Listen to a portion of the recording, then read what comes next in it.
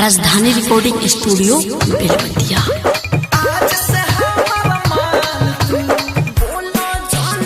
Music director Tuntun Babu Salha Hajipur Vaishali. लाल सेनुरा सामान को टेक देगा बोला भरे घरारी कोल्हे लिख देगा। लाल सेनुरा सामान को टेक देगा बोला भरे घरारी कोल्हे लिख देगा। अपन बदल में काट देना गाल तू हाल तू जलाल तू आज से हमार माल तू हाल तू जलाल तू आज से हमार माल तू हाल तू जलाल तू आज से हमार माल तू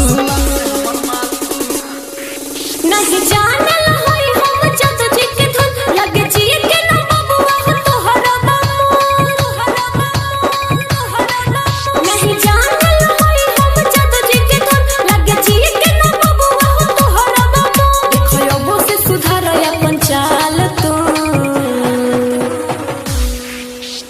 आल तू जलाल तू बोलो जानी फालतू आल तू जलाल तू बोलो जानी फालतू आल तू जलाल तू बोलो जानी फालतू। Rajdhani recording studio Belwatiya. Music director Tuntun Babu Salha Hajipur Vaishali.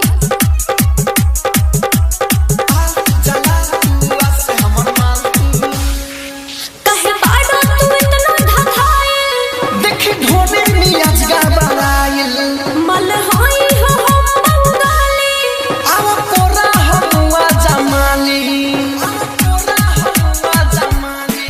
कहे बाड़ो तू इतना ढकाए देखे ढोने मियाज गबराइल मल होई हो हम बंगाली आव कोरा हमुआ जमाली अपना तसल्ली में गोले दाना डाल तू हाल तू जलाल तू आज से हमार माल तू हाल तू जलाल तू आज से हमार माल तू हाल तू जलाल तू आज से हमार माल तू Rajdhani recording studio Belwatiya. Music director Tuntun Babu Salha Hajipur Vaishali.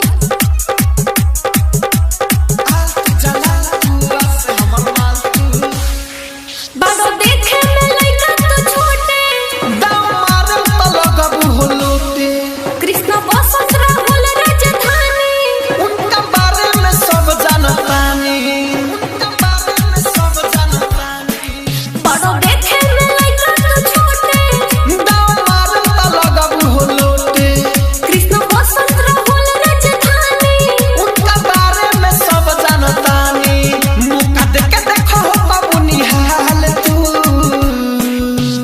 हाल तू जलाल तू आज से हमार माल तू हाल तू जलाल तू आज से हमार माल तू हाल तू जलाल तू आज से हमार माल तू राजधानी डिजिटल रिकॉर्डिंग स्टूडियो बेलवतिया।